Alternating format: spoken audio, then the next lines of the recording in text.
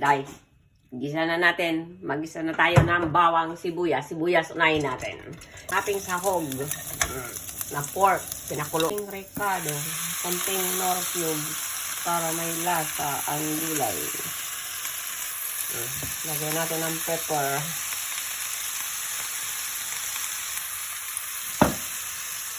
Ito na tayo. Ito yung sabaw ng pinakuluan kong pork.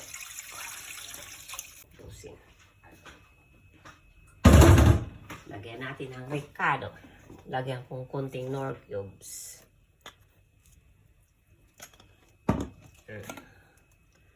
Soy sauce. Pepper. Dagdagan natin ng pepper. At ako'y may oyster sauce. Lagyan natin ng oyster para masarap. Ito na yung ready. Napansit bato from Bicol.